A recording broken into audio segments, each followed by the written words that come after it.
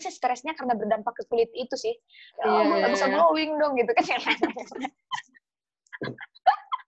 Kan kayak sebenarnya itu jihad itu nggak melulu harus turun perang, tapi jihad itu juga bisa di sektor ekonomi, apa segala macam, mengembangkan usaha, ya maksudnya usaha muslim gitulah.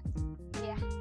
Ya Allah kamu teh, lama banget kita nggak ngobrol-ngobrol. Iya, pengen cubit pipinya di sini.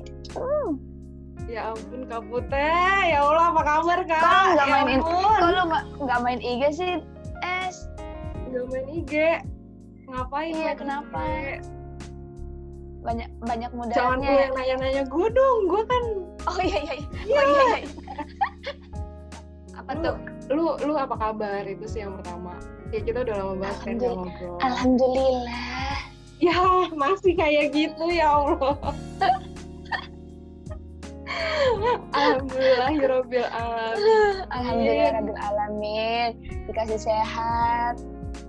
Masih bisa makan. Tapi nggak bisa pulang nih. Iya ya Allah.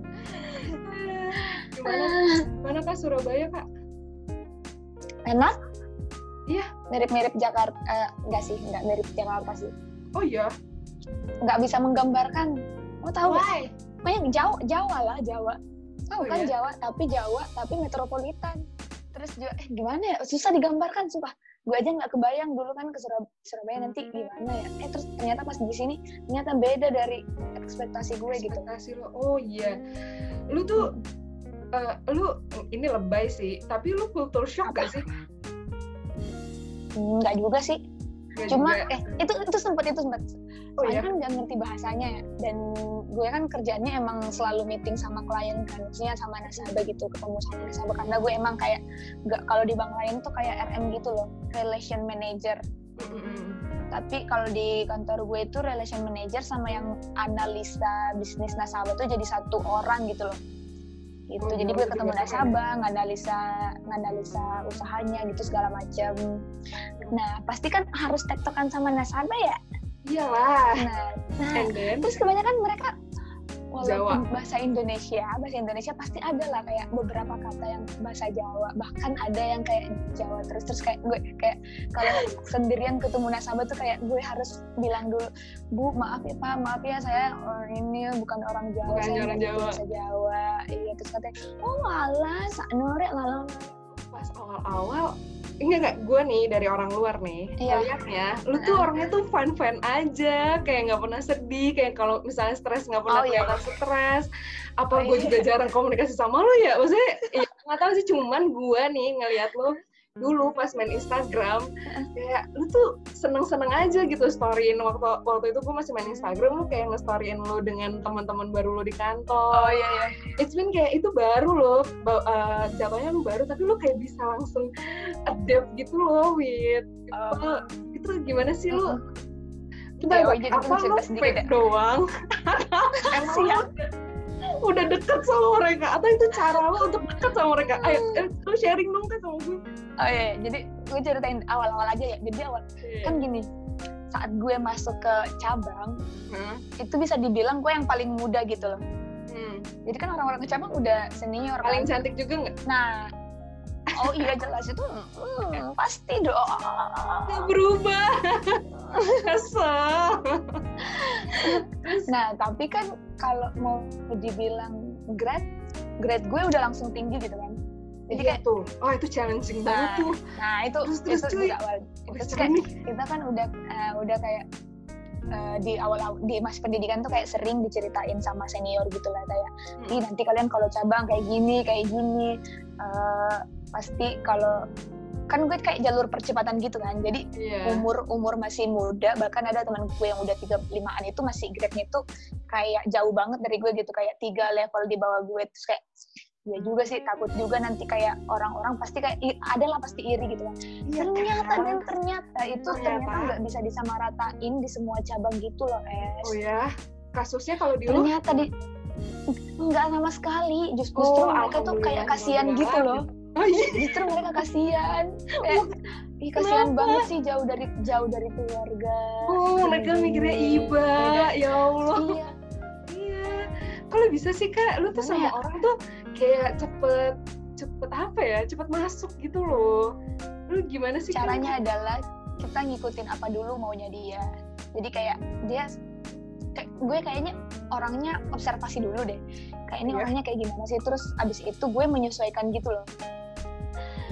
Gitu sih. Sebenarnya banyak tahu yang bisa membuat kita akrab sama orang. Tapi kalau misalnya gue emang udah dari awal nih kayak gue nggak bisa akrab sama dia, nggak bisa. Ya gue nggak bisa akrab sama dia. Tadi lu bilang kayak lu bisa ngerasa kan sih lu nggak cocok sama orang itu gitu. Terus gue kayak gue tadinya mikirnya lu tuh kayak ke semua orang tuh bisa segitu luwes dan baiknya gitu loh. Gue fake aja. Jadi kalau misalnya nih, kan gue orangnya nggak pendendam ya. Walaupun dia bikin masalah sama gue, kalau gue udah makan, udah ini udah lupa. Jadi ya udah. Tapi di awal-awal jadi 6 bulan pertama itu gue stres. Oh iya. Gue stres. Gue nggak nyangka lu bakal stres. Enggak, maksudnya itu karena mungkin gitu-gitu gue liatnya. Itu kan casingnya doang ya, maksudnya kayak tetep, tapi di alam bawah sadar tetap ke bawah nggak sih? Maksudnya walaupun apa yang bisa buat lu stres? Kerjaan, bener, nggak ada. Jadi sumpah cabang gue itu orang-orangnya enak banget, mulai dari atasannya sampai pokoknya orang-orangnya tuh top lah. Cobaan gue itu di kerjaan dan nasabah gitulah, pokoknya cobaan gue itu. Untungnya teman-teman, maksudnya teman kantor gue tuh enak semua parah. Gila, balik lagi deh Kak, lu kan tadi bilang lu sempet stres ya gara-gara kerjaan, ya kan? Itu gue taunya gara-gara rambut gue rontok, terus ketombean parah, terus kulit gue itu kering gitu loh di lipatan-lipatan. Itu kayak itu yang pokoknya gue tuh stresnya di kerjaan aja. Terus kayak semakin kesini kayak gue bawa santai aja gitu loh. Jadi kayak setelah beberapa saat akhirnya gue sekarang bawa itu kan mungkin di awal-awal kali ya. Jadi kayak belum dapet kerjaannya gitu loh. Ritme pekerjaan bener-bener. Terus kayak lama-kelamaan karena kerjaan gue emang kayak gini ya, mau diapain juga kerjaan gue akan seperti ini gitu. Jadi kayak gue bawa santai. Dulu tuh 6 bulan pertama tuh gue sampai bawa kerjaan ke rumah gitu loh. Jadi Sabtu Minggu gue kerja. Terus kayak sekarang gue kayak no. Masing-masing gue gak nyangka, sumpah lu punya. Terus kayak gue selalu kayak positive thinking ya, gue masalah gue di hidup ini ya masalah kerjaan doang gitu loh. Gue nggak diberatkan sama masalah keluarga, gue nggak diberatkan sama apa, gue masih syukur gitu loh. Masih bersyukur ya. Kita emang nggak bisa ngecap orang gitu loh, karena kita cuma ngelihat luarnya dia yang bahagia terus kita iri, itu kayak bego banget sih. Iya. Tapi gue banyak orang kayak gitu.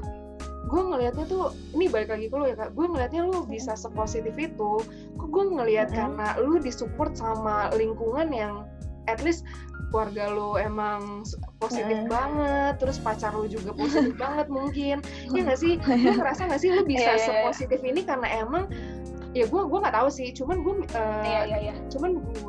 ngelihatnya tuh karena orang-orang di sekeliling, orang-orang deket banget di sekeliling lu tuh, orang-orang spesial sekeliling lu tuh bisa nge-support mental lu tuh segitu positifnya, sampai tadinya lu stres, tapi habis itu curhat sama Mama Aji, kalau nggak Ayah Aji, itu mereka kan positif banget ya Allah, sayang itu sama Mama Aji. Mungkin seperti itu.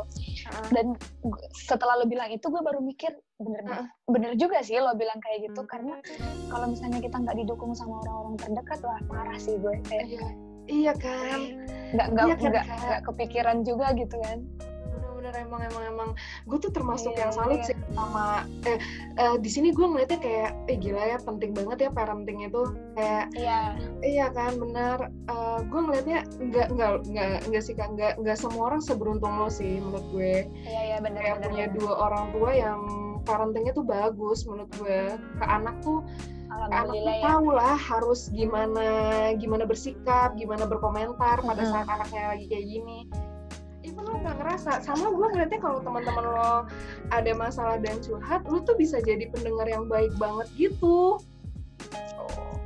Kayak gini, kalau teman itu jangan cuma, sebenarnya kalau cewek nih ya, gue ngebacanya karena gue juga cewek gitu ya, gue tuh mau kalau gue curhat itu temen gue ini nggak cuma dengerin tapi ngedukung gue gitu loh walaupun gue salah gitu kan, gitu. Terus kayak akhirnya gue menerapkan itu, gue menerapkan itu ke teman-teman gue gitu loh. Kalau misalnya mereka curhat, gue tuh sebisa mungkin nggak cuma dengerin doang, udah dengerin yang sabar enggak, tapi gue tuh mencoba, misalnya nih dia ceritain pasangannya gitu kan, berantem nih ceritanya, gue kayak ya Allah kayak gue tuh berusaha ada di pihak dia gitu loh, jadi sebisa mungkin dia ngerasa nyaman dulu cerita apapun ke gue gitu loh, karena dia ngerasa gue di pihak dia gitu. Iya. Sebenarnya gue baca buku psikologi sih Kak, dan gue jadi ingat karena lo ngomong kayak gini, sebenarnya tuh pada dasarnya manusia itu dari lingkungan butuhnya 3 hal, love, support, sama secure. 3 hal itu lo kasih sama orang lain itu bakal ngasih semuanya buat lo. Ya sih, lo realistis. Ya iyalah cuy. Enggak. Soalnya ada orang yang even lagi kesel sama masalah dia sendiri, tapi dia masih itu malaikat itu. Dia masih mau ngedengerin gitu kan. Di end gue lagi stres, orang lain ke gue bisa kayak, lo kenapa gitu, lo kenapa? Dan lo tau nggak Kak, dengan lo pura-pura baik di depan orang, padahal lo lagi nggak baik-baik aja, itu sebenarnya nambah sakit mental lo. Karena lo kayak spons yang menyerap ketidakbahagiaan mereka dan energi negatif itu kan. Lo keren banget, emang lo teman gue paling keren banget, karena lo bisa nangkep maksudnya. Nah di situ gue baca buku itu Unfuck Your Brain, itu bagus banget bukunya. Terus gue di situ realis gitu, kalau lu marah, kalau lu lagi nggak baik-baik aja, lu harus ngasih ke diri lu waktu untuk mikir lu nggak baik. Healing. Healing. Bener-bener. Enggak mas, gue tuh kayak, lu punya nggak sih pegangan quotes yang lu inget sampai sekarang gitu? Atau emang nggak ada sama sekali? Ya nggak apa-apa juga sih. Ada. Dari Barbie, gue pegang dari kecil. Sorry. Aduh. Apa tuh? Tapi yang jahat sih, di dunia yang egois, orang egois yang menang. Wow.